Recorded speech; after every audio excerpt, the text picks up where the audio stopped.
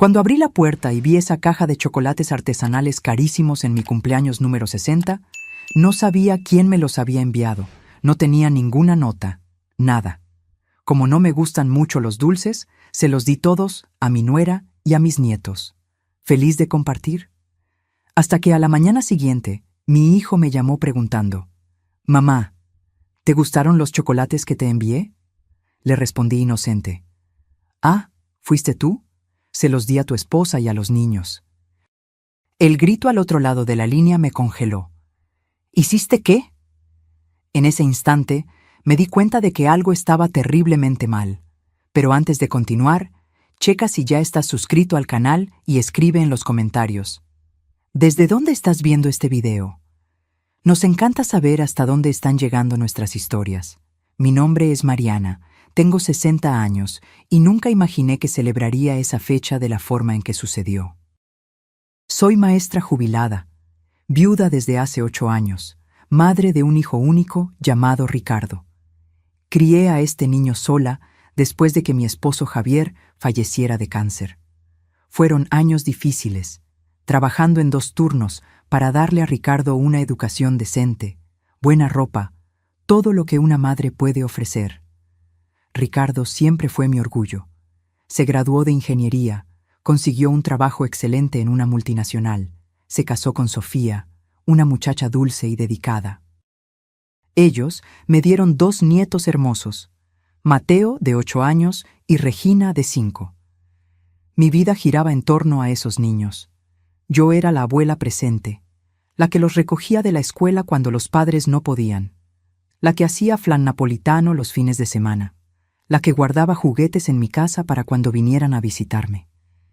Vivo en una casa sencilla en Querétaro, en el mismo barrio desde hace 30 años. Ricardo vive en la Ciudad de México con su familia, a cerca de 1 hora y media de distancia. En los últimos 2 años, noté que las visitas se hicieron más raras. Él siempre tenía una excusa: trabajo acumulado, los niños con actividades, Sofía cansada. Yo entendía, o al menos intentaba entender. La vida moderna es acelerada, todo el mundo vive ocupado, pero en el fondo dolía. Dolía ver a mis nietos crecer y yo perderme momentos importantes. Dolía llamar a Ricardo y sentir que estaba apurado por colgar. Dolía cuando Sofía respondía a mis mensajes con respuestas cortas, monosilábicas. Algo había cambiado, pero no lograba identificar qué. Mi cumpleaños número 60 cayó en un viernes. Ricardo me había llamado la semana anterior diciendo que no podría venir a visitarme el fin de semana porque tenían compromisos con la familia de Sofía. Me prometí a mí misma que no me enojaría, pero lo hice. 60 años es un hito, no es un cumpleaños cualquiera, pero fingí que todo estaba bien. Dije que no había problema, que nos veríamos en otra ocasión. Me desperté ese día con el corazón encogido. Preparé un desayuno especial solo para mí, intentando celebrar de alguna forma. Algunas amigas me habían llamado temprano dando felicitaciones, lo que calentó mi corazón. Alrededor de las 10 de la mañana, el interfono sonó. Era un repartidor con un paquete elegante. Una caja grande, envuelta en papel dorado con un lazo rojo lujoso. No había tarjeta, ninguna identificación de quién lo envió. El repartidor solo me lo entregó y se fue. Me quedé intrigada. ¿Quién me habría mandado un regalo tan bonito? Abrí la caja con cuidado y lo que vi me dejó sin aliento. Chocolates artesanales, de esos que cuestan una fortuna. Cada bombón era una pequeña obra de arte. Había trufas cubiertas con oro comestible, chocolates rellenos con frutas exóticas, algunos con formas elaboradas de flores y corazones. La caja debió haber costado al menos 4,000 pesos, tal vez más. Busqué una tarjeta, alguna indicación de quién había enviado, pero no encontré nada. Pensé inmediatamente en Ricardo. Tal vez quería sorprenderme, compensar el hecho de no poder venir a visitarme. Mi corazón se llenó de gratitud. Tomé una foto de la caja y se la mandé por WhatsApp con el mensaje: «¡Qué regalo tan lindo! Gracias, hijo». Esperé su respuesta, pero no llegó. Vi que visualizó el mensaje, pero no respondió. Me pareció extraño, pero pensé que debía estar ocupado en el trabajo. Decidí no insistir. Guardé los chocolates en el refrigerador, pensando en saborear algunos por la noche, después de la cena. Pero entonces tuve una idea. ¿Por qué no llevarle los chocolates a Sofía y a los niños? Vivían en la Ciudad de México. Podría darles una sorpresa, aparecer allí el sábado por la mañana con los chocolates y pasar el día con mis nietos. Sería una forma de transformar mi cumpleaños solitario en algo especial, compartiendo esa delicia con las personas que más amaba. Decidí no avisar que iría. Sería una sorpresa. El sábado por la mañana me desperté temprano, tomé la caja de chocolates cuidadosamente empacada y manejé hasta la Ciudad de México. El tráfico estaba tranquilo. Llegué allí alrededor de las 9:30. Toqué el timbre del apartamento con una sonrisa en el rostro, emocionada de ver la expresión de alegría de mis nietos. Sofía abrió la puerta. La expresión en su rostro no fue de alegría, fue de sorpresa incómoda. «¿Mariana? ¿Qué haces aquí?» La forma en que habló, sin siquiera un hola o buenos días, me tomó desprevenida. «Vine a darles una sorpresa. Les traje unos chocolates deliciosos». Mostré la caja, tratando de mantener el entusiasmo a pesar de la fría recepción. Ella dudó por unos segundos antes de abrir la puerta completamente para dejarme entrar. «Ricardo no está. Salió temprano a arreglar unas cosas». Su voz sonaba extraña, tensa. Los niños vinieron corriendo cuando me vieron. «¡Abue!». Mateo y Regina me abrazaron con esa energía contagiosa que solo los niños tienen. Al menos ellos todavía se alegraban de verme. Le di la caja de chocolates a Sofía y le expliqué que me los habían regalado por mi cumpleaños, pero que quería compartirlos con ellos. Sofía tomó la caja con cuidado, mirando los chocolates con una expresión que no pude descifrar. «Mariana, ¿estás segura? Estos chocolates parecen muy caros». Había algo en su voz, una preocupación que no tenía sentido. «Claro que sí. Quiero que los disfruten. A los niños les encantará». Sonreí, tratando de alejar la sensación extraña que estaba creciendo dentro de mí. Estuvimos platicando cerca de 1 hora. O mejor dicho, yo intenté conversar mientras Sofía daba respuestas cortas y miraba el celular cada 2 minutos. Los niños me mostraron dibujos que habían hecho en la escuela, me contaron sobre una salida que hicieron al parque. Yo bebía cada palabra, hambrienta por esa conexión que se estaba volviendo cada vez más rara. Sofía no ofreció los chocolates en ese momento. Dijo que los guardaría para después de la comida. Me pareció extraño, pero no comenté nada. Alrededor de las 11, noté que se estaba poniendo ansiosa, mirando el reloj. Entendí el mensaje silencioso. Quería que me fuera. Me despedí de los niños con el corazón encogido y volví a casa. Durante todo el camino de vuelta, no podía dejar de pensar en la fría recepción, en el comportamiento extraño de Sofía. ¿Habría hecho algo malo? ¿Estaría siendo demasiado inoportuna? Llegué a casa a primera hora de la tarde, cansada y emocionalmente agotada. Tomé un baño y decidí tomar una siesta. Necesitaba descansar no solo el cuerpo, sino también el corazón herido por la sensación de rechazo. Me desperté ya al final de la tarde, preparé un té y me quedé viendo la televisión sin prestar mucha atención. Mi mente volvía constantemente a la visita de la mañana. ¿Por qué Sofía se había puesto tan extraña? ¿Por qué Ricardo no había respondido mi mensaje sobre los chocolates? Llegó la noche y cené sola, como siempre.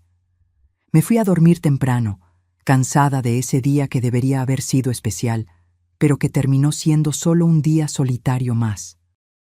No imaginaba que a la mañana siguiente mi vida se pondría de cabeza. El teléfono sonó a las 7 de la mañana. Era domingo, nadie me llamaba tan temprano. Contesté somnolienta, aún tratando de despertarme completamente. Era Ricardo, y su voz sonaba extraña, forzadamente casual. «Buenos días, mamá. ¿Te gustaron los chocolates que te envié?». La pregunta me tomó desprevenida. «¿Fuiste tú?». Me senté en la cama, completamente despierta ahora. No tenía tarjeta, No sabía quién los había mandado. ¡Qué regalo tan lindo, hijo! ¿Pero qué, mamá? Su voz se tensó. Bueno, se los di a Sofía y a los niños ayer. Fui a darles una sorpresa a la casa. Pensé que sería agradable compartir con ellos, ya que no pudiste venir a verme en mi cumpleaños. Dije esto de forma natural, sin darme cuenta de lo que estaba a punto de suceder. El silencio del otro lado fue aterrador. Duró unos segundos que parecieron una eternidad. Entonces, Ricardo explotó. ¿Hiciste qué? ¿Mamá? ¿Le diste los chocolates a Sofía y a los niños? Mi corazón se aceleró. Había pánico en su voz, un pánico real y desesperante. Ricardo, ¿qué está pasando? Solo son chocolates. ¿Por qué te pones así? Se los comieron. Mamá, respóndeme ahora. ¿Ya se comieron los chocolates? La voz de Ricardo estaba alterada de una forma que nunca había oído antes. No era rabia, era desesperación absoluta. Mi mente corría tratando de entender. No sé, hijo. Sofía los guardó en el refrigerador. Dijo que los comerían después de la comida de hoy. ¿Pero qué está pasando? ¡Me estás asustando! Oí una respiración pesada del otro lado. Ricardo parecía estar entrando en pánico. «Mamá, dame el teléfono de Sofía ahora, ahora», gritó la última palabra de una manera que me hizo temblar. «Pero no me lo sé de memoria, está en mi celular». Empecé a decir, pero él me interrumpió. «Entonces cuelga y llámale ahora. Dile que no se coma los chocolates. Dile que están echados a perder. Invéntale cualquier cosa, pero no dejes que se los coma». Estaba casi histérico. «Ricardo, explícame qué está». Me colgó. Me quedé con el teléfono en la mano, completamente perdida. Mis dedos temblaban cuando tomé mi celular y busqué el número de Sofía. Llamé 3 veces seguidas, pero ella no contestaba. Era domingo por la mañana temprano. Probablemente todavía estaba durmiendo. Intenté mandar un mensaje. «Sofía, no se coman los chocolates que les llevé. Por favor, es urgente». Pero el mensaje se quedó con solo una palomita. No tenía internet o el celular estaba apagado. Volví a llamar a Ricardo, pero ahora era él quien no contestaba. Mi mente entraba en pánico. ¿Qué estaba pasando? ¿Por qué los chocolates serían peligrosos? Eran hermosos, bien empacados, de una marca cara. ¿Qué podría estar mal?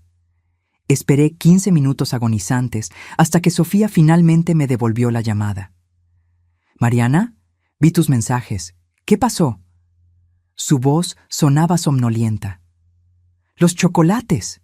¿Se los comieron?», pregunté desesperada. «No, todavía están en el refrigerador. Los niños querían comerlos anoche, pero les dije que solo después de la comida de hoy». «¿Por qué? ¿Qué tienen de malo?». Ahora ella estaba alerta, preocupada. Sentí un alivio momentáneo inundar mi cuerpo. Gracias a Dios. «Sofía, Ricardo me llamó en pánico diciéndome que no se comieran los chocolates. Dijo que están echados a perder o algo así. No dejes que nadie los toque». «¿Echados a perder?»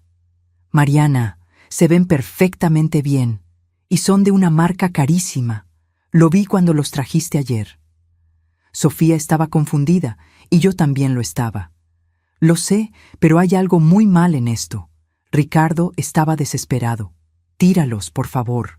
O mejor, guárdalos sin tocar hasta que él explique qué está pasando». Pocos minutos después, Ricardo me llamó de vuelta. Su voz estaba un poco más tranquila, pero aún tensa. «Mamá, ¿Sofía contestó?» «Sí, no se los comieron. Los chocolates todavía están en el refrigerador. Ricardo, por el amor de Dios, explícame qué está pasando». Mi voz salió más alta de lo que pretendía, mezclando miedo con frustración. Él respiró hondo al otro lado de la línea. «Mamá, yo no mandé esos chocolates». Sus palabras tardaron unos segundos en tener sentido en mi cerebro. «¿Cómo que no los mandaste? Me acabas de preguntar si me gustaron». «Pregunté porque vi la foto que mandaste ayer. Cuando vi esa caja, me confundí, porque yo no había mandado nada. Pensé que tal vez sería de alguna amiga tuya, pero cuando no respondiste más, me preocupé. y esta madrugada no pude dormir pensando en esto.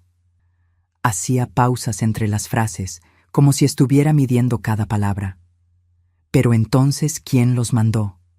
Mi voz salió débil, el miedo comenzando a instalarse de verdad. No sé, mamá, pero tengo un pésimo presentimiento. Voy para allá ahora a buscar esos chocolates y llevarlos a analizar. No dejes que nadie los toque. ¿Analizar? Ricardo, ¿crees que hay algo malo con los chocolates? ¿Como envenenados? La palabra salió de mi boca antes de que procesara completamente la idea. Más silencio. No sé, mamá, pero prefiero asegurarme. Aléjate de ellos. Voy a llamar a Sofía ahora y a decirle lo mismo. Colgó y me quedé parada en medio de la sala, tratando de procesar lo que estaba pasando. Alguien me había mandado una caja de chocolates carísimos de forma anónima, en mi cumpleaños número 60. Y ahora mi hijo estaba en pánico creyendo que podrían estar contaminados. ¿Quién haría algo así? ¿Quién querría hacerme daño? Soy una maestra jubilada, vivo una vida tranquila, no tengo enemigos. La idea era absurda, pero la desesperación en la voz de Ricardo era demasiado real para ignorarla. Me senté en el sofá y comencé a temblar. Si esos chocolates realmente estuvieran envenenados, yo se los había dado a mi nuera y a mis nietos. Si se los hubieran comido, no podía ni pensarlo. La simple posibilidad me daba náuseas.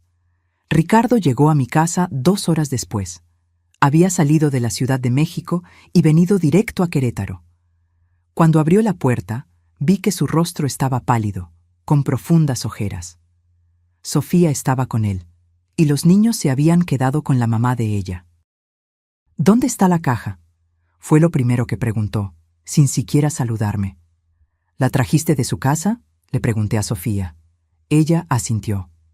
Está aquí. Levantó una bolsa de plástico donde estaba la caja de chocolates, cuidadosamente empacada. Ricardo tomó la bolsa como si estuviera sosteniendo una bomba. Voy a llevarla a un laboratorio particular en la Ciudad de México. Un amigo mío trabaja allí y dijo que puede hacer un análisis rápido. Ricardo, me estás asustando. Explícame bien qué crees que está pasando. Sostuve su brazo, obligándolo a mirarme a los ojos. Él suspiró pesadamente. Mamá, ¿recuerdas haber comentado algo sobre dinero recientemente? ¿Sobre herencia, inversiones, algo así? La pregunta me tomó desprevenida. No que yo recuerde. ¿Por qué? Sofía interrumpió. Mariana, Ricardo cree que alguien puede estar tratando de hacerte daño para... Ella no pudo terminar la frase. ¿Para robarme? Completé, incrédula. Pero no tengo tanto dinero.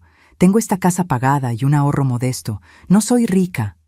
¿Cuánto tienes en el ahorro? Ricardo preguntó directamente. No sé exactamente. Unos 250,000 pesos, tal vez. ¿Por qué? Ricardo y Sofía intercambiaron una mirada. Mamá, eso no es poco dinero. Y con la casa tienes un patrimonio considerable. Hizo una pausa. ¿Quién es tu heredero? Tú, obvio. Eres mi único hijo. Respondí, pero entonces algo hizo clic en mi mente. Ricardo, ¿no estarás pensando que... No, mamá, claro que no. Él me interrumpió rápidamente. Pero alguien puede saber sobre tu situación financiera. Alguien que se beneficiaría de tu muerte. El mundo pareció girar a mi alrededor. Alguien quería matarme. Eso era lo que mi hijo estaba insinuando. Alguien había planeado esto. Comprado chocolates caros, envenenado y enviado en mi cumpleaños. Y yo, inocentemente, se los había dado a mi nuera y a mis nietos. Los niños... Mi voz falló. Si se los hubieran comido... Sofía comenzó a llorar. No pienses en eso, Mariana. No se los comieron, todo está bien. Pero no estaba todo bien. Nada estaba bien. Me senté en el sofá porque mis piernas no me sostenían más. Ricardo se arrodilló frente a mí. Mamá, te prometo que vamos a descubrir quién hizo esto. Pero primero necesito confirmar si realmente hay algo malo con los chocolates. Puede ser paranoia mía. Puede ser que estén perfectamente normales. Pero tú no crees que lo estén, ¿verdad? Miré sus ojos y vi la verdad. No, mamá, no lo creo. Salió con Sofía justo después, llevando la caja de chocolates. Prometió llamarme tan pronto como tuviera los resultados. Me quedé sola en mi casa, con un silencio pesado y pensamientos aún más pesados. Pasé el resto del domingo en estado de shock. No podía hacer nada más que quedarme sentada mirando las paredes, la mente dando vueltas en círculos. ¿Quién me haría esto? Intenté hacer una lista mental de todas las personas que conocía, buscando a alguien que pudiera tener algún motivo. ¿Mis vecinos? Imposible. Doña Lupe de al lado es una señora de 75 años que apenas puede salir de casa. La pareja del otro lado son profesionales ocupados que apenas me saludan. No había animosidad allí, solo indiferencia educada. ¿Mis ex colegas de trabajo? Tampoco tenía sentido. Me jubilé hace 2 años en buenos términos con todo el mundo. No había disputas, peleas o resentimientos que yo supiera. ¿Familia? No tengo mucha. Mis padres ya fallecieron, soy hija única. Javier, mi difunto esposo, tenía un hermano que vive en Monterrey y con quien no tengo contacto desde hace años. Ricardo es mi único hijo. No había primos cercanos, tíos u otros parientes que pudieran estar interesados en mi dinero. ¿Entonces quién? Llegó la noche y no había comido nada en todo el día. No sentía hambre, solo un vacío en el estómago que no era físico. Intenté dormir, pero era imposible. Me quedaba mirando el techo, imaginando escenarios cada vez más aterradores. ¿Y si los chocolates realmente estuvieran envenenados? ¿Y si me los hubiera comido, como era la intención de quien los envió? Habría muerto sola en esta casa, y probablemente habrían pensado que fue algo natural, un infarto tal vez. Mi cuerpo habría sido encontrado días después, cuando Ricardo finalmente decidiera visitarme o cuando los vecinos sintieran el olor. La imagen era tan horrible que me hizo levantar de la cama. Fui a la cocina, preparé un té de manzanilla y me senté a la mesa. Miré mi casa con otros ojos. Esta casa que era mi refugio, mi lugar seguro, de repente parecía vulnerable. Cualquier persona podría enviar algo por correo. Cualquier repartidor podría traer la muerte envuelta en papel bonito. El celular sonó de madrugada, asustándome. Era Ricardo. Mamá, conseguí un resultado preliminar. ¿Estás sentada? Mi corazón se disparó. Lo estoy, dime. Tiene arsénico en los chocolates, cantidad letal. Su voz estaba controlada, pero yo podía sentir la tensión detrás de cada palabra. El mundo se vino abajo. Mis sospechas más absurdas se habían confirmado. Alguien realmente había intentado matarme. Arsénico, repetí, la palabra extraña en mi boca. Mamá, voy a llamar a la policía ahora. Esto es intento de homicidio. No puedes quedarte sola ahí. Ricardo estaba en modo protector, planeando ya los próximos pasos. ¿La policía? Mi mente estaba procesando lentamente. ¿Pero cómo van a descubrir quién hizo esto? Van a investigar, van a rastrear quién compró el arsénico, de dónde vinieron los chocolates, quién hizo la entrega. Hay formas de descubrirlo, mamá. Él hacía que pareciera simple, pero yo sabía que no lo sería. No quiero quedarme sola aquí, admití, mi voz saliendo pequeña y asustada. Lo sé, voy a buscarte mañana por la mañana temprano. Te vas a quedar en mi casa hasta que resolvamos esto. Prepara una maleta con ropa para unos días. Después de colgar con Ricardo, la realidad finalmente me golpeó con fuerza total. Alguien había puesto veneno en chocolates caros, empacado todo bellamente, y me lo había mandado como regalo de cumpleaños. Esa persona esperaba que yo me los comiera, esperaba que yo muriera. Y casi funciona. Si no fuera por mi decisión impulsiva de compartir con Sofía y los niños, yo me habría comido esos chocolates. Probablemente el viernes por la noche, después de la cena, mientras veía televisión. Habría saboreado cada uno, feliz con lo que creía ser un regalo generoso de alguien que se preocupaba por mí. ¿Y luego? ¿Cuánto tiempo llevaría? ¿El arsénico actúa rápido?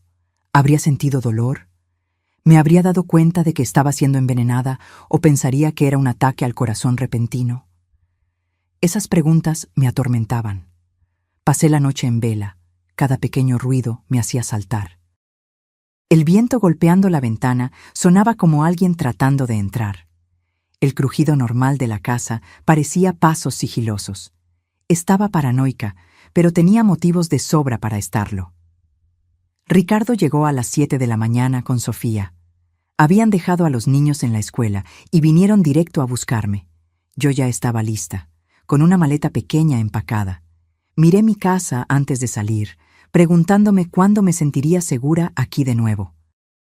Durante el camino hacia la Ciudad de México, Ricardo me explicó que la policía vendría a entrevistarme ese mismo día.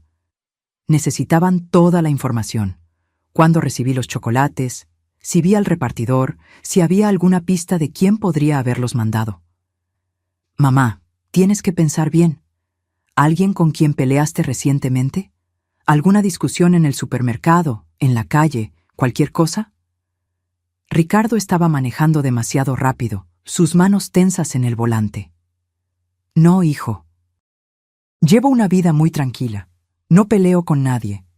Era frustrante no tener ninguna pista para ofrecer. ¿Y dinero? ¿Alguien te pidió prestado y te negaste? ¿Alguna situación así? Sofía se giró del asiento delantero para mirarme. Pensé con cuidado. No recientemente. Hace unos 6 meses, una ex colega de trabajo me pidió 5,000 pesos prestados. Se los presté y ya me los devolvió. ¿Quién? Ricardo preguntó inmediatamente. Vera, la conoces, pero no fue ella, estoy segura. Necesitaba el dinero para una cirugía de su esposo. Me lo devolvió tan pronto como el seguro médico les reembolsó. Ricardo no pareció convencido. Aún así, voy a darle su nombre a la policía. Necesitan investigar todos los ángulos. Llegamos a su apartamento y me instalé en la habitación de invitados. Los niños todavía no sabían lo que estaba pasando. Ricardo y Sofía habían decidido no contarles por ahora, para no asustarlos. Para ellos, la abuela solo había venido a pasar unos días. Por la tarde, 2 investigadores vinieron a entrevistarme. Un hombre y una mujer, ambos con expresiones serias y profesionales. Conté todo desde el principio: el cumpleaños solitario, la llegada de los chocolates sin identificación, mi decisión de compartir con la familia, la llamada desesperada de Ricardo. ¿La señora no vio bien al repartidor? La investigadora, que se presentó como doctora Carla, tomaba notas detalladas. Lo vi, pero fue rápido. Usaba uniforme de una empresa de paquetería, una gorra que cubría parte del rostro. Hombre, blanco, altura media. No me fijé en nada más. ¿Y la caja? ¿Tenía alguna identificación de la tienda donde fue comprada? El investigador Silva preguntó. No, ninguna. Solo los chocolates en una caja bonita con papel dorado. Hicieron docenas de preguntas sobre mi rutina, mis relaciones, mi situación financiera, mi testamento. Cada respuesta parecía abrir más preguntas. Después de 2 horas, finalmente se fueron, prometiendo que investigarían a fondo. Los días siguientes fueron un blur de ansiedad y miedo. La policía estaba investigando, pero no tenía pistas concretas. La empresa de paquetería que hizo la entrega dijo que el pedido fue hecho online, pagado en efectivo a la hora de la publicación en una agencia de ellos. Las cámaras de seguridad de la agencia mostraban a un hombre usando cubrebocas, gafas de sol y gorra, imposible de identificar. Los chocolates habían sido comprados en una tienda de lujo en la Ciudad de México, pero también pagados en efectivo. El empleado que atendió no recordaba nada específico sobre el comprador, solo que era un hombre de mediana edad. Con el cubrebocas obligatorio que todavía algunas personas usaban, no vio bien el rostro. Quienquiera que hubiera hecho esto, había planeado cuidadosamente para no dejar rastros. Esto me asustaba aún más. No fue un acto impulsivo, fue premeditado, calculado. Alguien había pensado en cada detalle de cómo matarme y salir impune. Ricardo contrató a un vigilante particular para que vigilara mi casa en Querétaro. No quería que nadie entrara allí o dejara algo sospechoso. Yo no podía volver aún, así que mi casa se quedó vacía, siendo vigilada por un extraño. Sofía intentaba distraerme durante los días. Veíamos películas, cocinábamos juntas, jugábamos con los niños. Pero mi mente siempre volvía a la misma cuestión. ¿Quién? Repasaba cada interacción de los últimos meses, cada conversación, cada mirada. Buscaba señales que había perdido, alguna pista oculta en algún recuerdo. Una noche, cuando los niños ya estaban durmiendo, Ricardo me llamó para conversar en el balcón del apartamento. Tenía una expresión pesada, como si estuviera cargando algo difícil. «Mamá, necesito preguntarte una cosa y quiero que seas completamente honesta conmigo». Sostenía una cerveza, pero no bebía, solo giraba la botella entre los dedos. «Claro, hijo, ¿qué es? ¿Tú? ¿Estás completamente segura de que no existió nadie después de papá? ¿Ninguna relación, ningún involucramiento, ni siquiera casual?» Evitaba mi mirada, claramente incómodo con la pregunta. La pregunta me tomó completamente desprevenida. «Ricardo, claro que no. Tu papá murió hace 8 años y no he tenido interés en nadie desde entonces». «¿Estás segura? Porque la policía está investigando ese ángulo. Crímenes pasionales, exnovios rechazados, esas cosas». Finalmente me miró y vi que no me estaba acusando, solo tratando de ayudar. «Hijo, te lo juro, no hubo nadie, 0 relaciones, 0 citas, nada». Era casi vergonzoso admitir lo solitaria que se había vuelto mi vida, pero era la verdad. Él asintió, pareciendo aliviado. «Está bien, te creo. Es que la policía tiene que investigarlo todo, ¿sabes?» «Entiendo». Y entendía, aunque fuera humillante tener que probar que mi vida era tan vacía de romance. Nos quedamos en silencio por unos momentos, mirando las luces de la ciudad.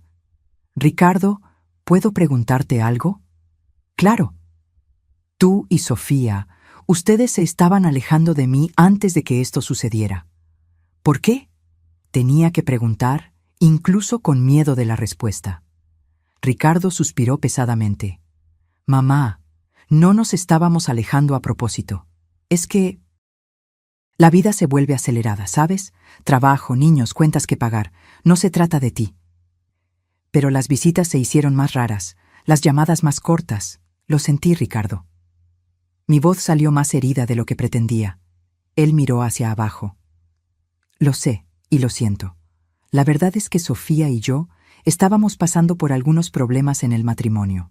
Nada grave, pero esas discusiones sobre dinero, sobre división de tareas. Estábamos estresados y como que nos aislamos de todo el mundo, no solo de ti». Esa información me sorprendió. Yo no sabía que estaban con problemas. «¿Está todo bien ahora?» «Está mejor. Hicimos algunas sesiones de terapia de pareja. Ayudó bastante». Él sonrió ligeramente. Y luego todo esto sucedió, y como que puso las cosas en perspectiva. Casi perderte, casi perder a Sofía y a los niños por culpa de esos chocolates. Nos hizo darnos cuenta de lo que realmente importa. Sostuve su mano. «Me alegra que estén resolviendo las cosas, y lo siento si estaba siendo intrusiva o exigente de más». «No, mamá, nunca lo fuiste. La culpa es mía por haberme alejado». Él apretó mi mano. «Pero ahora será diferente, lo prometo». Una semana después de que yo estuviera viviendo con ellos, la policía finalmente tuvo una pista. La doctora Carla me llamó pidiendo ir a la delegación. Ricardo me acompañó, ambos ansiosos y nerviosos. Conseguimos rastrear la compra del arsénico. Comenzó tan pronto como nos sentamos en su oficina. Fue comprado online hace 3 semanas, de un sitio chino que vende productos químicos. La dirección de entrega fue un apartamento alquilado por temporada en la Ciudad de México. ¿Y quién alquiló el apartamento? Ricardo se inclinó hacia adelante. Un hombre usando documentos falsos, pero conseguimos las imágenes de las cámaras del edificio. Ella giró el monitor de la computadora hacia nosotros. Lo que vi me dejó sin aliento. Era una imagen granulada, pero se podía ver claramente. Un hombre de unos 45 años, cabello oscuro, usando lentes. Y yo lo conocía. «Es Jorge», susurré, mi voz apenas saliendo. «¿Quién?» Ricardo me miró, confundido. «Jorge Santos. Él fue novio de mi hermana». Las palabras salían con dificultad. ¿Cómo pude haberme olvidado de él? Ricardo se puso aún más confundido. «Mamá, tú no tienes hermana. Tenía, Paula. Murió hace 12 años, de cáncer. Eras muy joven, tal vez no la recuerdes mucho». Mi mente estaba corriendo, conectando puntos que yo había enterrado hacía más de una década. Paula era 5 años más joven que yo. Éramos cercanas, pero tuvimos un desacuerdo serio poco antes de que se enfermara. Los recuerdos volvían en olas dolorosas, cosas que yo había intentado olvidar por años. La doctora Carla estaba atenta, tomando notas. ¿Qué tipo de desacuerdo? Respiré hondo. Era difícil hablar de eso, especialmente enfrente de Ricardo, pero no tenía opción. Paula era novia de Jorge desde hacía unos 3 años. Parecía un tipo agradable, trabajaba como vendedor de inmuebles, pero entonces descubrí que él le estaba robando dinero, tomando su tarjeta de crédito sin permiso, haciendo compras, esas cosas. ¿Y qué pasó?, Ricardo preguntó, completamente enfocado ahora. Yo lo confronté. Le dije a Paula lo que estaba pasando. Ella no me creyó al principio, lo defendió. Peleamos fuerte. Ella dijo que yo estaba celosa, que no quería verla feliz. Las palabras salían con dificultad, cada una trayendo de vuelta el dolor de esa época. Pero eventualmente ella descubrió que era verdad. Terminó con él. Jorge se puso furioso, me culpó a mí por haber destruido la relación. Me llamó algunas veces haciendo amenazas, diciendo que yo me iba a arrepentir. Pero luego Paula se enfermó y me olvidé de todo eso. ¿Qué tipo de amenazas? La investigadora estaba totalmente enfocada ahora. Cosas vagas, que yo iba a pagar por haber destruido su vida, que él no lo iba a olvidar, que un día yo entendería lo que es perderlo todo. Yo había tomado las amenazas como rabia del momento, palabras dichas en el calor de la emoción. Nunca pensé que realmente fuera a hacer algo. ¿Y después de que su hermana falleció?, la doctora Carla preguntó. Apareció en el funeral. Fue extraño. Paula había terminado con él casi un año antes. No dijo nada, solo se quedó al fondo de la iglesia. Después de eso, nunca más lo vi o supe de él. Pero ahora me acordaba de su mirada ese día. Fría, calculadora, como si me estuviera evaluando. Ricardo estaba pálido. «Mamá, ¿por qué nunca me contaste sobre esas amenazas?» «Porque eras joven, estabas lidiando con la muerte de tu tía Paula. No quería preocuparte con más cosas». Y honestamente, pensé que lo había olvidado y seguido adelante. Pero ahora todo tenía sentido. Jorge había pasado años esperando, planeando, tal vez culpándome a mí por la muerte de Paula, de alguna forma distorsionada, o simplemente guardando rencor por yo haber expuesto sus mentiras.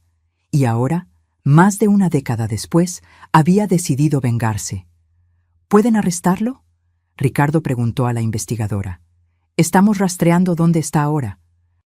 Con esas imágenes y el vínculo con el arsénico, tenemos suficiente para una orden de arresto. Ella hizo más anotaciones.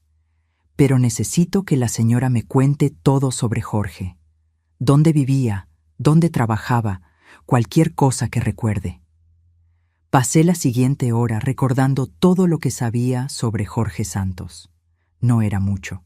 Tenía unos 40 años en la época en que era novio de Paula, lo que significaba que ahora tendría más de 50. Trabajaba en una inmobiliaria, pero no recordaba cuál. Tenía un coche negro, un sedán. Vivía solo en un apartamento alquilado. ¿Tiene familia, hermanos, padres? La investigadora preguntaba metódicamente. No sé. Paula nunca lo mencionó. Creo que no era cercano a su familia. Cada detalle que lograba recordar era anotado, evaluado. Cuando finalmente salimos de la delegación, Ricardo estaba visiblemente afectado. ¿Cómo es que no sabía esto? ¿Cómo escondiste que tenías una hermana y que un tipo te había amenazado? Ricardo, no lo escondí. Eras niño cuando Paula murió. Y las amenazas de Jorge parecían solo palabras vacías en ese momento. Me sentía culpable, aún sabiendo que había hecho lo que creía correcto en ese momento. Pero mamá, si lo hubiera sabido, podría haber estado más atento. Podríamos haber evitado esto. Estaba frustrado, buscando a alguien a quien culpar. Hijo, nadie podría prever que él esperaría 12 años para actuar. Eso es enfermizo. Y lo era. ¿Qué tipo de persona guarda rencor por tanto tiempo? ¿Qué tipo de mente planea un asesinato más de una década después? En los días siguientes, la policía intensificó la búsqueda de Jorge. Descubrieron que se había cambiado el nombre legalmente hace 5 años. Estaba usando Jorge Silva ahora. Trabajaba en una pequeña inmobiliaria en el interior de Querétaro. Vivía solo en una casa alquilada. Cuando finalmente fueron a arrestarlo, no opuso resistencia. Aparentemente estaba esperando. Cuando los policías entraron en su casa, encontraron un cuaderno lleno de anotaciones sobre mí. Mi rutina, mi casa, lugares que frecuentaba. Me había seguido durante meses, tal vez años, estudiando mis hábitos. También había impresiones de correos electrónicos y documentos financieros. Sabía exactamente cuánto dinero tenía. Sabía sobre mi testamento. Sabía que Ricardo era mi único heredero y tenía un plan elaborado no solo para matarme, sino para hacer que pareciera natural. Confesó. La doctora Carla me llamó 3 días después del arresto. Dijo que usted destruyó su vida cuando lo separó de Paula, que después de que ella murió, él no tenía nada más. Pasó años planeando cómo hacerla pagar. ¿Dijo por qué esperó tanto tiempo? Tenía que entender la mente enfermiza detrás de eso. Dijo que quería que usted viviera una buena vida primero. Quería que usted tuviera cosas que perder. Y quería asegurarse de que no sería atrapado. Pasó años estudiando sobre venenos, sobre cómo no dejar rastros. Pensó que lo había planeado perfectamente. Había un tono de asco en su voz. ¿Y si yo no le hubiera dado los chocolates a Sofía y a los niños? ¿Si me los hubiera comido? La pregunta me atormentaba. Según él, usted habría muerto en pocas horas. La cantidad de arsénico era masiva. Probablemente habrían asumido que fue un infarto, considerando su edad. Difícilmente harían autopsia en una mujer de 60 años sin historial de problemas de salud que murió en casa. Hizo una pausa. Usted tuvo mucha suerte, Mariana. Suerte. Qué palabra tan extraña para describir casi ser asesinada. Pero yo entendía lo que ella quería decir. Suerte de haber decidido compartir los chocolates. Suerte de que Ricardo se diera cuenta de algo malo. Suerte de que los niños no se los comieran. Mucha suerte de verdad. Jorge fue formalmente acusado de tentativa de homicidio calificado. El fiscal dijo que era uno de los casos más premeditados que había visto. Había evidencias de años de planificación, de obsesión. Jorge enfrentaría décadas de prisión. Finalmente pude volver a mi casa en Querétaro. Ricardo no quería que fuera, quería que me quedara viviendo con ellos. Pero yo necesitaba mi casa, mi espacio. No podía dejar que el miedo me quitara eso. Pero volví a una casa diferente. Instalé un sistema de seguridad completo, con cámaras y alarma. Cambié todas las cerraduras. Ya no abría la puerta a repartidores sin verificar primero quiénes eran. Cada paquete que llegaba era mirado con sospecha. El juicio de Jorge se llevó a cabo 6 meses después. Tuve que testificar, contar toda la historia de nuevo frente a un tribunal lleno de personas. Vi a Jorge sentado allí, de traje y esposado, mirándome con esos ojos fríos que recordaba del funeral de Paula. Su abogado intentó argumentar que tenía problemas mentales, que la muerte de Paula lo había traumatizado. Pero la fiscalía mostró todas las evidencias, la planificación meticulosa, los años de vigilancia, la compra cuidadosa de los materiales. No era locura, era venganza calculada. «Jorge Santos, ¿tiene algo que decir antes de la sentencia?», el juez preguntó. Él se levantó lentamente. Sus ojos se encontraron con los míos. Usted me quitó la única persona que amé. Yo solo quería que sintiera el mismo dolor. Sus palabras eran vacías para mí. Yo no te quité a Paula. Tú lo hiciste solo cuando le robaste, cuando mentiste, cuando elegiste tu interés propio sobre su bienestar. Hablé fuerte, aunque no fuera mi turno. El juez no me reprendió. Jorge no respondió. Solo se sentó, derrotado. La sentencia fue 22 años de prisión. Tendría casi 75 años cuando saliera, si es que vivía tanto tiempo. Parte de mí sintió una satisfacción sombría con eso. Otra parte solo sintió vacío. Volví a casa después del juicio e intenté retomar mi vida. Pero nada era como antes. Yo había cambiado fundamentalmente. La mujer ingenua que abría la puerta sonriendo a los repartidores había muerto. En su lugar estaba alguien más cautelosa, más desconfiada. Ricardo y Sofía comenzaron a visitarme toda la semana. Los niños venían a pasar fines de semana conmigo. Era como si casi perderme hubiera hecho que todos valoraran más el tiempo que teníamos. Y yo estaba agradecida por eso, aunque hubiera venido de una tragedia. Comencé a hacer terapia. La terapeuta, doctora Marcia, me ayudó a procesar el trauma. No era solo sobre casi haber sido asesinada, sino sobre la ruptura de la confianza fundamental. Yo había vivido creyendo que estaba segura, que nadie me quería hacer daño. Descubrir lo contrario había sacudido mi visión del mundo. Es normal tener esos sentimientos, la doctora Marcia me dijo en una sesión. Usted pasó por un evento traumático. Va a tomar tiempo volver a sentirse segura. Pero quiero sentirme segura ahora, respondí frustrada. No quiero tener miedo de abrir la puerta, no quiero tener que verificar cada paquete que llega, no quiero vivir así. Y no va a vivir así para siempre, pero necesita darse tiempo. 3 meses no es nada después de casi ser asesinada. Ella siempre era directa, lo que yo apreciaba. Lentamente, muy lentamente, comencé a curarme. Volví a hacer compras sin mirar por encima del hombro a cada minuto. Comencé a contestar el interfono sin pánico. Abrí la puerta al cartero sin imaginar que estaba trayendo algo que me mataría.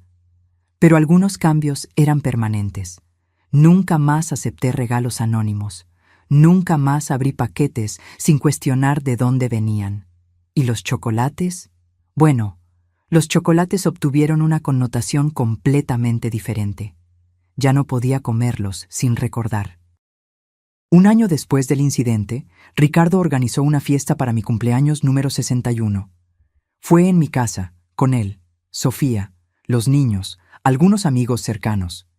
Era pequeña, íntima, exactamente como yo quería.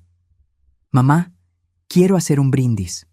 Ricardo se levantó, sosteniendo una copa. Hace un año casi te perdemos de la forma más horrible. Pero sobreviviste. No solo sobreviviste, sino que te hiciste más fuerte. Eres la mujer más valiente que conozco. Todos brindaron. Yo sonreí, con los ojos llenos de lágrimas. Era verdad, había sobrevivido y me había hecho más fuerte, pero también había perdido algo, esa inocencia, esa capacidad de confiar plenamente. Gracias, hijo, y gracias a todos por estar aquí.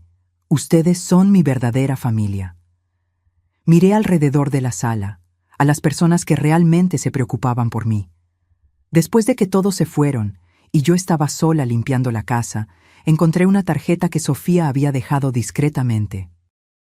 Dentro estaba escrito: Mariana, nos enseñaste que la fuerza no es nunca caer, sino siempre levantarse. Gracias por ser nuestro ejemplo. Guardé la tarjeta cuidadosamente. Era ese tipo de cosa lo que hacía que todo valiera la pena.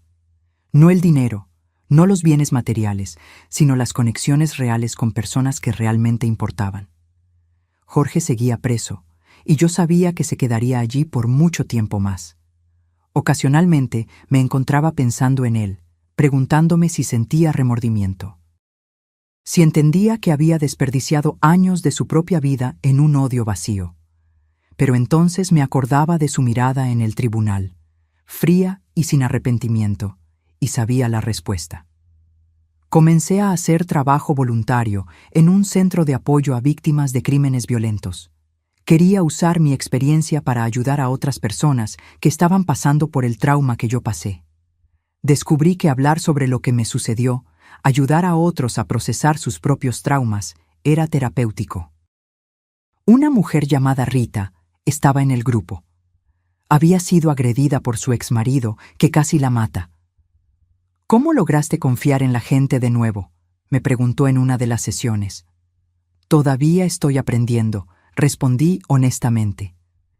Pero me di cuenta de que no puedo dejar que una persona mala destruya mi capacidad de ver el bien en las otras. Jorge estaba enfermo, obsesivo, pero la mayoría de la gente no es así. La mayoría es buena. ¿Pero cómo sabes la diferencia?, Rita insistió. Pensé cuidadosamente antes de responder. Creo que no lo sabemos siempre, pero no podemos vivir con miedo de todo el mundo. Tenemos que encontrar un equilibrio entre ser cautelosa y ser abierta, entre proteger nuestros corazones y permitir que sientan. Era una lección que yo misma todavía estaba aprendiendo, pero estar allí, con ese grupo de personas que habían pasado por horrores diferentes, pero compartían la lucha por seguir adelante, me hacía sentir menos sola. 2 años después del incidente de los chocolates envenenados, mi vida había encontrado un nuevo normal. No era la misma de antes, nunca lo sería. Pero era una vida buena, tal vez incluso mejor en algunos aspectos. Yo valoraba más las cosas pequeñas. Una llamada de Ricardo, una tarde con mis nietos, un atardecer bonito. Ricardo y Sofía tuvieron un tercer hijo, una niña que llamaron Paula, en honor a mi hermana. Cuando me lo contaron, lloré. Era una forma de mantener viva su memoria, de transformar algo que había sido manchado por la tragedia de Jorge en algo bonito de nuevo. Queremos que sepa quién fue su tía Paula, Sofía me dijo cuando me mostró a la pequeña Paula por primera vez. La de verdad, no la versión distorsionada que Jorge tenía en la cabeza. Sostuve a mi nieta en los brazos y conté historias sobre mi hermana, sobre lo graciosa que era, generosa, soñadora, sobre cómo amaba el arte y siempre quiso viajar por el mundo, sobre lo cercanas que éramos hasta aquella pelea por culpa de Jorge. Era catártico hablar sobre Paula, mantener viva su memoria de forma saludable. En ese mismo año recibí una carta. Era de Jorge, de la prisión. Mi primera reacción fue romperla sin leer. No quería nada de él, ninguna disculpa, ninguna justificación. Pero algo me hizo pausar. Abrí la carta con manos temblando ligeramente. La carta era corta. Decía que estaba haciendo terapia en la prisión, trabajando en sus problemas. Decía que finalmente entendía que lo que hizo fue monstruoso, que había desperdiciado años en odio. Pedía disculpas, no esperando perdón, solo queriendo que yo supiera que había cambiado. Leí la carta 3 veces. Buscaba sinceridad en las palabras, pero era difícil distinguirla. ¿Cuántas veces las personas hacen terapia en la prisión solo para parecer rehabilitadas? ¿Cuántas realmente cambian? Decidí no responder. No porque todavía guardara rabia, sino porque no le debía nada. Ni siquiera reconocimiento de su carta. Él había tomado sus decisiones, ahora vivía con las consecuencias. Mi perdón o la falta de él no cambiaría nada para él. Pero guardé la carta en una caja donde mantenía todos los recuerdos de ese periodo. Copias del informe policial, artículos de periódico sobre el caso, la tarjeta de Sofía.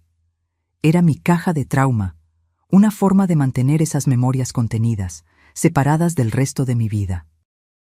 Mi trabajo en el centro de apoyo como voluntaria continuó creciendo. Ahora no solo era participante, sino facilitadora de grupos de apoyo.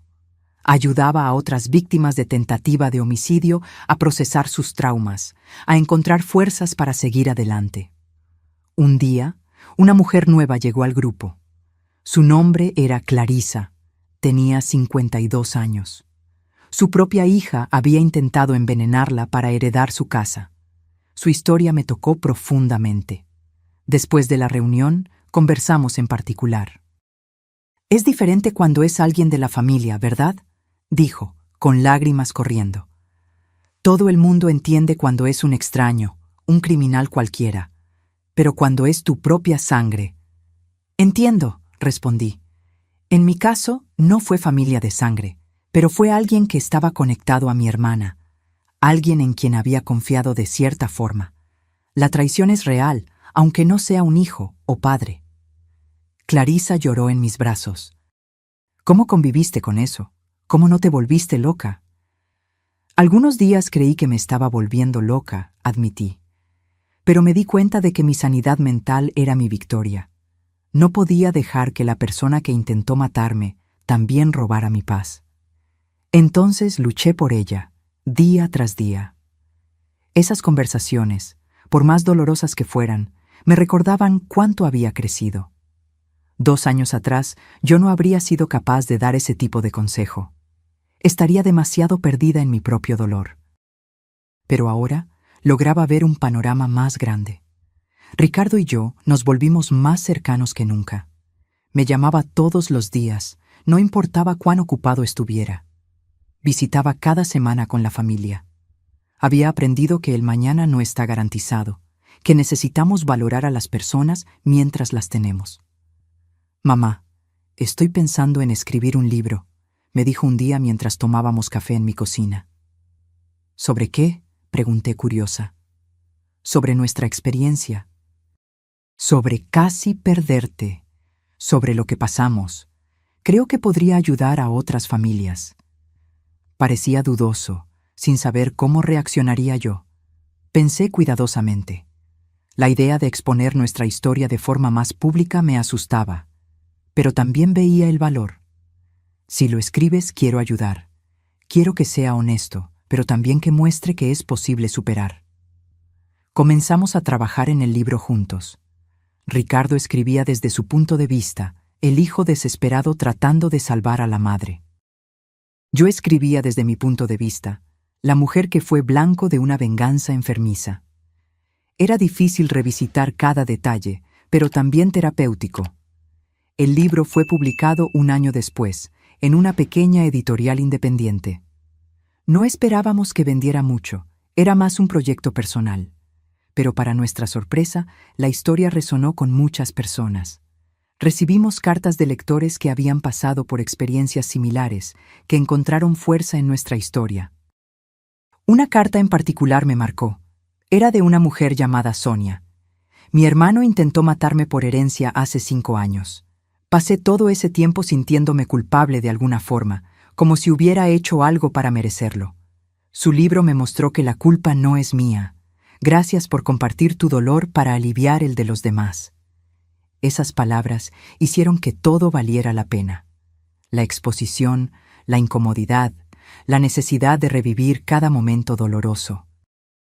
Si nuestra historia podía ayudar a una persona a sentirse menos sola, menos culpable, valía cada palabra. En mi cumpleaños número 63 hice una fiesta más grande. Invité a amigos, familia, personas del centro de apoyo. Quería celebrar no solo 1 año más de vida, sino 3 años de haber superado algo que podría haberme destruido. Un brindis yo misma hice esta vez, sosteniendo una copa. A la supervivencia. No solo física, sino emocional. A la fuerza que no sabemos que tenemos hasta que la necesitamos. Y a las personas que nos sostienen cuando no podemos mantenernos de pie solos. Todos brindaron, el sonido de las copas resonando por la sala. Miré alrededor y vi a Ricardo con Sofía y los 3 nietos. Vi a mis amigas del centro de apoyo. Vi a vecinos que se habían convertido en amigos cercanos. Vi a la doctora Marcia, mi terapeuta, que había venido como invitada y amiga, no como profesional. Esa era mi familia. No toda de sangre, pero toda de elección. Personas que habían estado conmigo en los momentos más oscuros y seguían aquí en los momentos de luz. Por la noche, cuando todos se fueron y yo estaba sola, me senté en el balcón con una taza de té. Miré las estrellas y pensé en todo lo que había sucedido. 3 años atrás, alguien había intentado terminar mi vida prematuramente. pero falló. Y de esa falla, yo había construido algo más fuerte de lo que tenía antes. No era la misma Mariana de 3 años atrás. Aquella mujer había muerto en el momento en que descubrió lo del arsénico. Pero en su lugar nació alguien más sabia, más fuerte, más consciente de la fragilidad y del valor de la vida. Hoy, 5 años después de aquel cumpleaños que cambió todo, puedo decir que finalmente encontré paz. Jorge sigue preso, cumpliendo su sentencia. Oí decir que se convirtió en un prisionero modelo. Ayuda en programas de rehabilitación para otros detenidos. Parte de mí espera que sea genuino, que realmente haya cambiado. Pero aunque lo haya hecho, no cambia lo que él hizo. El trauma nunca desaparece completamente. Todavía hay momentos en que recibo un paquete y siento ese nudo en el pecho. Todavía hay noches en que me despierto de pesadillas donde estoy comiendo esos chocolates y sintiendo el veneno quemar por dentro. Pero esos momentos se volvieron más raros, más espaciados. La terapia me enseñó que sanar no significa olvidar. Significa aprender a llevar las cicatrices sin dejar que definan quién eres. Yo tengo cicatrices, profundas y permanentes, pero también tengo fuerza, resiliencia, sabiduría que solo viene de haber enfrentado lo peor y sobrevivido. El libro que Ricardo y yo escribimos tuvo una segunda edición. Una editorial más grande se interesó y decidió reeditarlo con más distribución. Comenzamos a recibir invitaciones para conferencias, para contar nuestra historia en eventos sobre seguridad, sobre salud mental, sobre superación de traumas. Al principio dudé. Exponerme de esa forma, hablar públicamente sobre el peor momento de mi vida, parecía aterrador. Pero cuando acepté la primera invitación y vi la reacción del público, entendí el poder de la vulnerabilidad. Después de la conferencia, una fila de personas vino a agradecerme, a compartir sus propias historias, a decir que se sentían menos solas. Mis nietos crecieron. Mateo ahora tiene 13 años, Regina 10, y la pequeña Paula 5. Saben lo que pasó, en una versión apropiada para sus edades. Saben que la abuela pasó por algo aterrador, pero que está bien ahora. Y saben que es por eso que siempre verificamos de dónde vienen los regalos, que es por eso que somos cuidadosos con nuestra seguridad.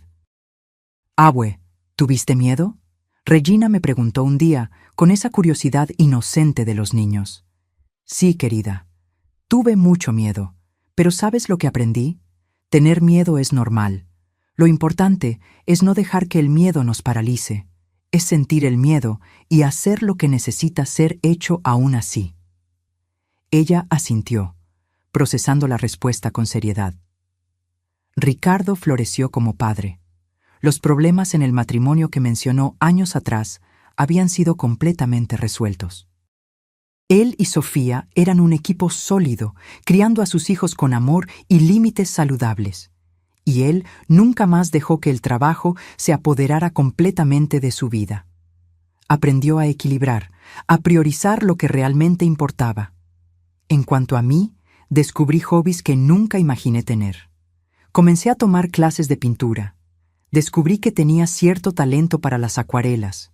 Comencé a viajar más, visitando lugares que siempre quise conocer, pero nunca tuve valor.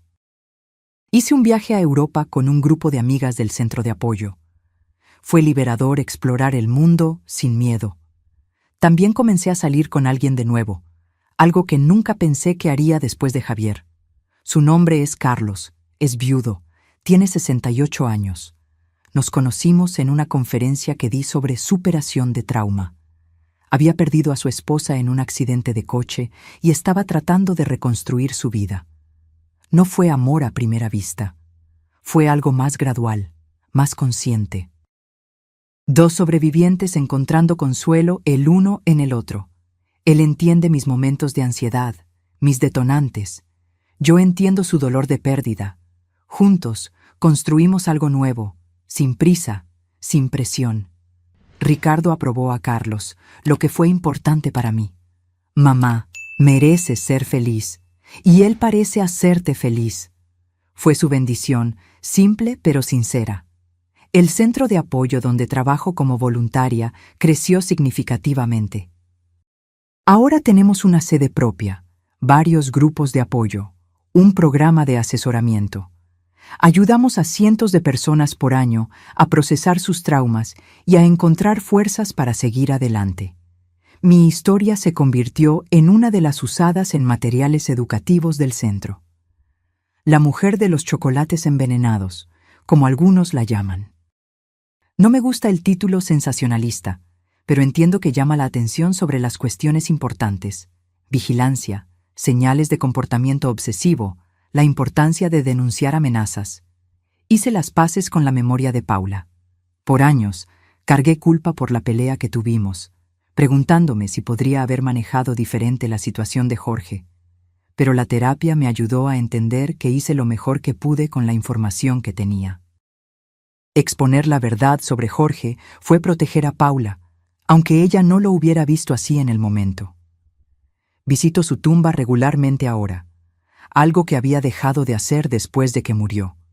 Llevo flores, le cuento sobre mi vida, sobre cómo transformé la tragedia que su antiguo novio intentó crear en algo positivo. Siento que ella estaría orgullosa.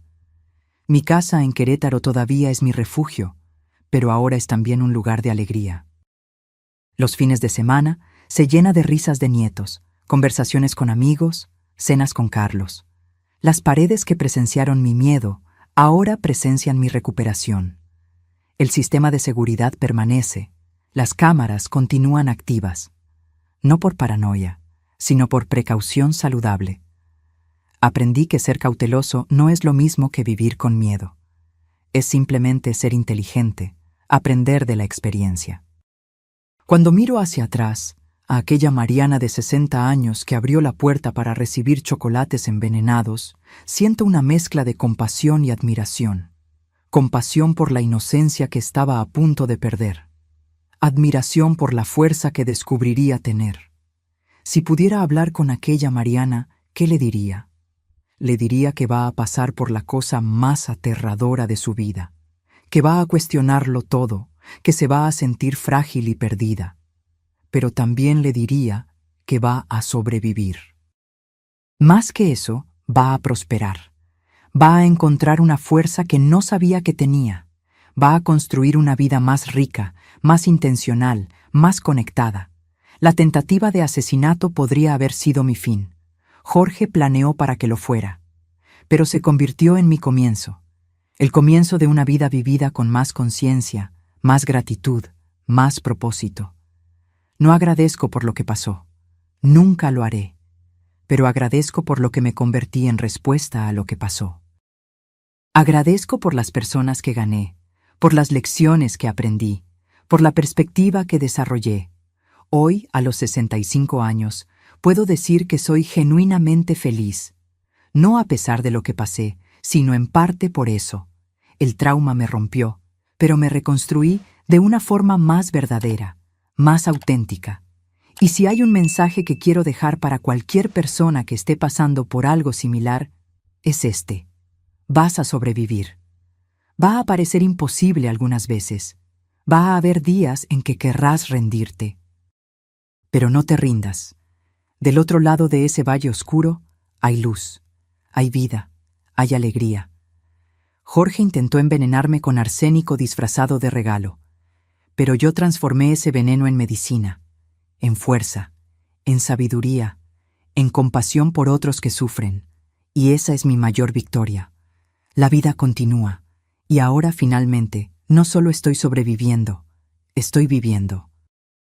Ahora, si te gustó esta historia, haz clic en suscribirse y dime en los comentarios qué parte te dejó con la boca abierta. Y no olvides hacerte miembro para tener acceso a videos exclusivos que no subo aquí. Te espero allí.